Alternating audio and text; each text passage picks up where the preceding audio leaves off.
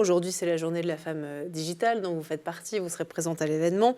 Et c'est vrai que malgré la médiatisation de certaines figures, et on s'en fait l'écho d'ailleurs dans le cadre de nos focus dans l'école du futur régulièrement, malgré ça, les femmes restent encore trop souvent et trop largement sous-représentées, notamment dans le domaine de la tech, de l'intelligence artificielle, tant les profils techniques aujourd'hui sont pourtant nécessaires, mais encore trop absents dans ce genre-là.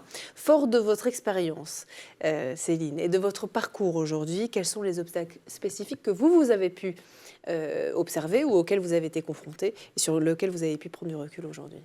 Oui, aujourd'hui, en Europe, on a 22% de femmes dans le secteur de l'IA selon les chiffres de l'UNESCO. C'est pas assez.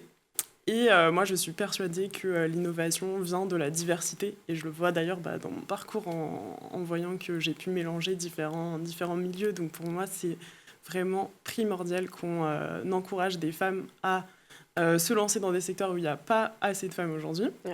Et ce que j'ai pu observer, c'est qu'on a différents types de problèmes, donc je dirais à la fois culturels, mais aussi structurels, dans l'intelligence artificielle, mais aussi dans d'autres secteurs aujourd'hui.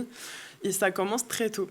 En fait, ça commence dès l'éducation. Donc moi, c'est vrai que depuis toute petite, j'ai eu cette passion des maths. Mais j'ai observé souvent des jeunes filles qui n'ont peut-être pas vu de femmes autour d'elles dans ces secteurs-là et qui en fait se mettent des barrières dès l'enfance en se disant non, les maths c'est pas pour moi, non, c'est pas mon truc. Et en fait, c'est ces biais-là qu'on doit changer dès l'enfance.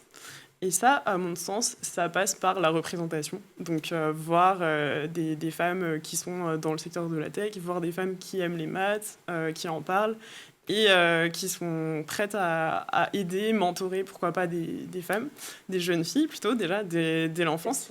Et structurellement, c'est vrai que quand, par exemple, j'ai pitché mon entreprise, j'ai souvent eu, ou bien quand j'étais dans des réunions sur l'intelligence artificielle, ça m'est souvent arrivé d'être la seule femme. Ouais.